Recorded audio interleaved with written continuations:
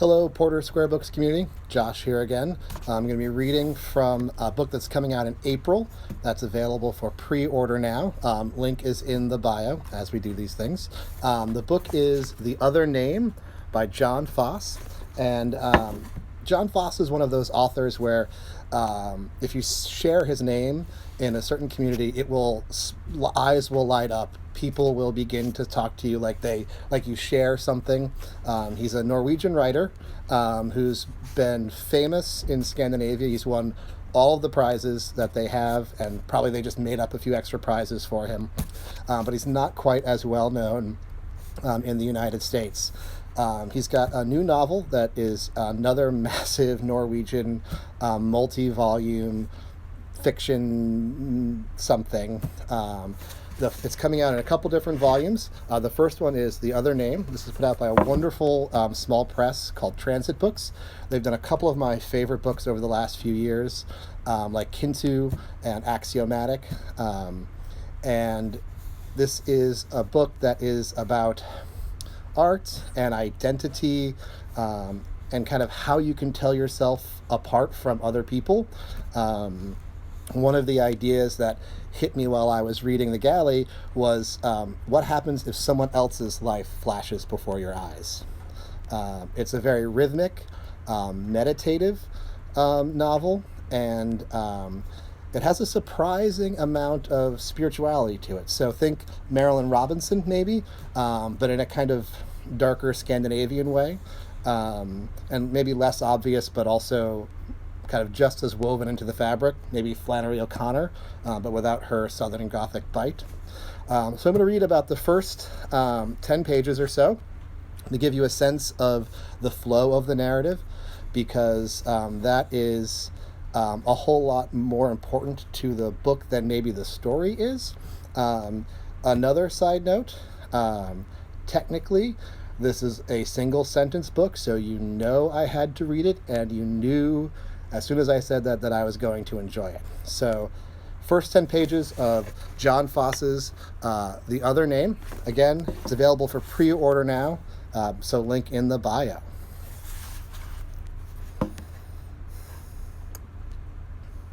And I see myself standing and looking at the picture with the two lines that cross in the middle. One purple line, one brown line. It's a painting wider than it is high, and I see that I've painted the lines slowly.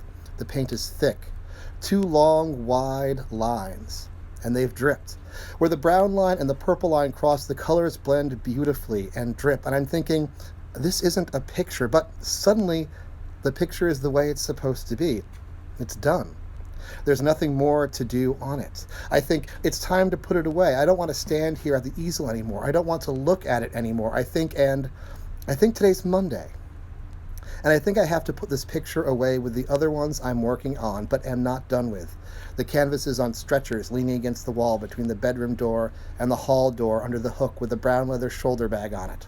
The bag where I keep my sketch pad and pencil. And then I look at the two stacks of finished paintings propped against the wall next to the kitchen door. I already have 10 or so big paintings finished, plus 4 or 5 small ones, something like that. 14 paintings in all in 2 stacks next to each other by the kitchen door. Since I'm about to have a show, most of the paintings are approximately square, as they put it, I think. But sometimes I also paint long, narrow ones, and the one with the 2 lines crossing is noticeably oblong, as they put it. But I don't want to put this one into the show because I don't like it much. Maybe all things considered, it's not really a painting, just 2 lines. Or maybe I want to keep it for myself and not sell it. I like to keep my best pictures, not sell them, and maybe this is one of them, even though I don't like it. Yes, maybe I do want to hold on to it, even if you might say it's a failed painting. I don't know why I'd want to keep it, with a bunch of other pictures I have up in the attic, in a storage room, instead of getting rid of it. Or maybe Aislik wants the picture. Yes, to give Sister as a Christmas present. Because every year during Advent, I give him a painting that he gives to Sister as a Christmas present. And I get meat and fish and firewood and other things from him. Yes, and I mustn't forget, as Aislik always says, that he shovels the snow from my driveway in the winter too. Yes, he says things like that too. And when I say what a painting like that can sell for in Bjorgvin, Aislik says he can't believe people would pay so much for a painting. Anyway, Whoever does pay that much money must have a lot of it, he says. And I say, I know what you mean about it being a lot of money. I think so too. And Aisling says, well, in that case, he's getting a really good deal. In that case, it's a very expensive Christmas present he's giving sister every year, he says. And I say, yes, yes. And then we both fall silent. And then I say that I do give him a little money for the salt-cured lamb ribs for Christmas, dry-cured mutton, salt cod, firewood, and for shoveling the snow. Maybe a bag with some groceries that I bought in Bjorgvin when I've gone there to run an errand, I say. And he says, a little embarrassed, yes, I do that. Fair's fair, he says, and I think I shouldn't have said that. Aisling doesn't want to accept money or anything else from me. But when I think about how I have enough money to get by, and he has almost none, yes, well, I slip him a few more bills, quickly, furtively, as if neither of us knows it's happening. And when I go run errands in Bjorgvin, I always buy something for Aisling, I think, because I may not make much money, but he makes almost nothing compared to me, I think. And I look at the stack of finished paintings with the homemade stretchers they're on facing out, and every painting has a title, painted in thick, black oil paint on the top board of the stretcher. And the painting I'm looking at the back of, at the front of the stack, is called And the Waves Beat Their Message. Titles are very important to me. They're part of the picture itself, and I always want to paint the title in black on the top of the stretcher. I make my stretchers myself. I always have, and I always will, as long as I paint pictures, I think. And I think there may actually be too many paintings here for a show, but I'll take them all to the Beyer Gallery anyway. Beyer can put some of them in the side room of the gallery, in the bank, as he calls the room where he stores pictures that aren't in the show, I think. And then I take another look at the picture with the two lines crossing, both in impasto, as they put it, and the paint has run a little, and where the lines cross, the colors have turned such a strange color, a beautiful color, with no name. They don't usually have names because obviously there can't be names for all the countless colors in the world. I think, and I step a few feet back from the picture and stop and look at it, and then turn off the light and stand there looking at the picture in the dark. Because it's dark outside. At this time of year, it's dark, or almost dark, all day long. I think and I look at the picture, and my eyes get used to the darkness, and I see the lines, see them cross, and I see that there's a soft light in the painting. Yes, a soft, invisible light. Well, then, yes, so it probably is a good painting. Maybe, I think. And I don't want to look at the picture anymore, I think. But I'm still standing and looking at it. I have to stop looking at it now, I think. And then I look at the round table over by the window. There are two chairs next to it, and one of them, the one on the left, that's where I sat and sit. And the right-hand one was where Ailes always sat when she was alive. But then she died, too young. And I don't want to think about that. And my sister Lita, she died too young too. And I don't want to think about that either, I think.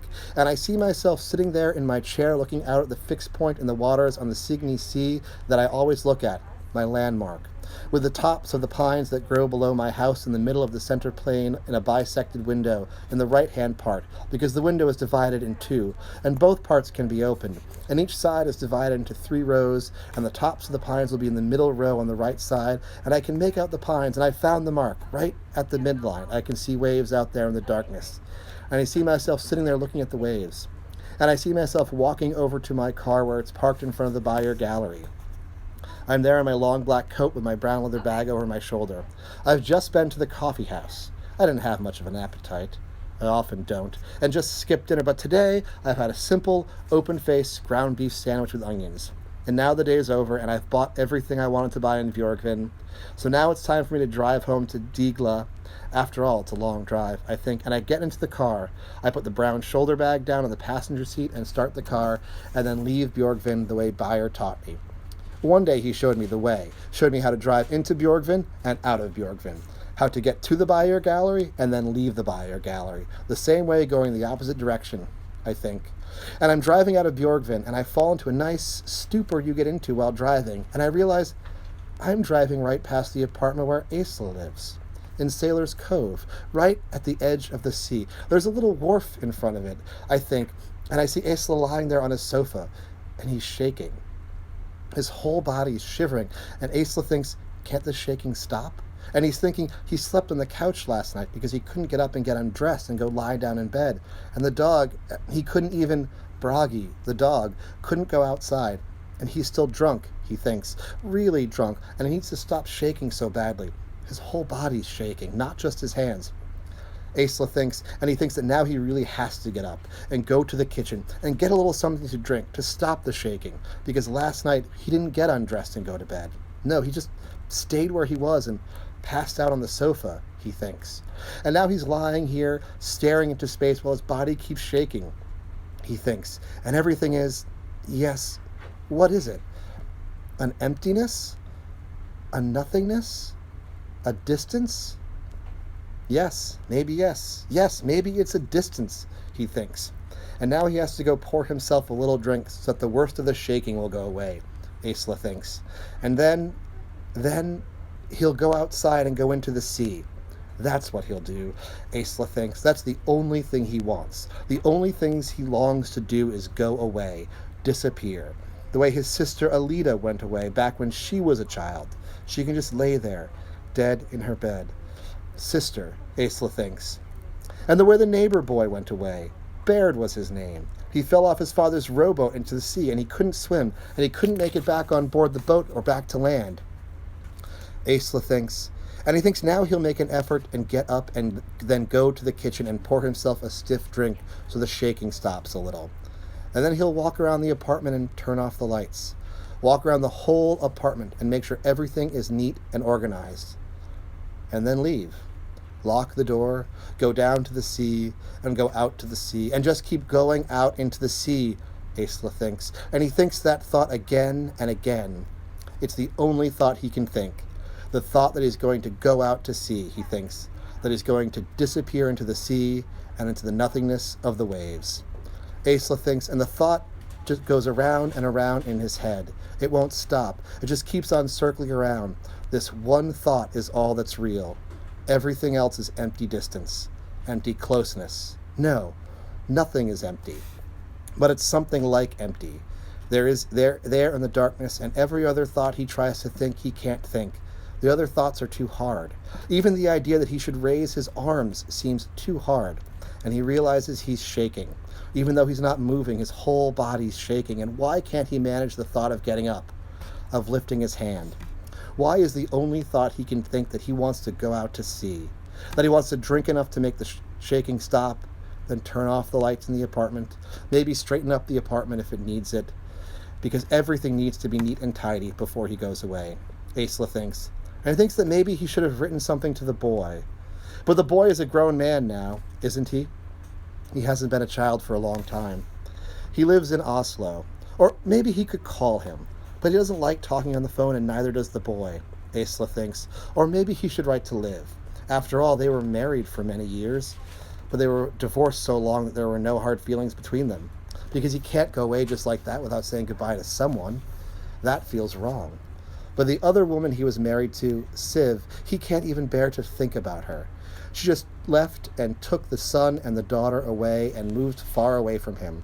She left before he knew it. He hadn't thought about getting divorced at all, and she told him she'd had enough and took the son and the daughter and left. She'd already found a new place for herself, and then, she said, and he never noticed anything, Aesla thinks. And then for a while the son and the daughter came to spend every weekend with him, he thinks. But then Siv found a new husband, and she took the son and the daughter and moved to a place somewhere in Trondelag to be with this new man. She took the children and went away, and then he was alone again. And then Siv wrote and he said he had to pay for this and that. And as soon as she asked him, he paid her. Whenever he had money, he thinks. And why think about that? Aesla thinks. It's just something that happened. Now everything's been taken care of. Everything's ready. All the painting supplies are in the proper place there on the table. And the pictures are leaning against the wall, stretchers facing out. The brushes are in a neat row, all cleaned, big to small, all wiped clean with turpentine. And the tubes of paint are also arranged properly, next to each other, full to empty, every cap screwed on tight, and there's nothing on the easel. Everything's clean and taken care of and in its proper place, and he's just lying there shaking, not thinking about anything, just shaking, and then again thinks he should get up and leave and lock the door and then go out and then go down to the sea and out into the sea. Go out into the sea, go out until the waves crash over him and he disappears into the sea. He thinks it again and again. Otherwise, nothing. Otherwise, the darkness of nothing. The way it sometimes sweeps him through quick glimpses like an illumination, and yes, yes, then he's filled with a kind of happiness. And he thinks that there might be a place somewhere that's an empty nothingness, an empty light. And just think, what if everything could be like that? He thinks, could be empty light. Imagine a place like that, in its emptiness, in its shining emptiness, in its nothingness. So that felt like a pretty good place to stop. One thing that you notice as you read along in the book is the narrator has a doppelganger who is also a painter, also named Isla, and whose details of their lives exchange themselves or don't in fascinating ways. And I hope I was able to give the reading the rhythm it has. It's meditative. I think it is designed to make it feel as though you are moving through a rosary or through some other kind of repetitive, meditative, prayerful experience. It's beautiful. It's baffling. It is engrossing, and it is out in April from Transit Press, Transit Books. So support small press. If you liked what you've heard today, there's a link in the bio to pre-order it. And hope you've enjoyed us. Thank you all so much, and we hope to see you all very soon.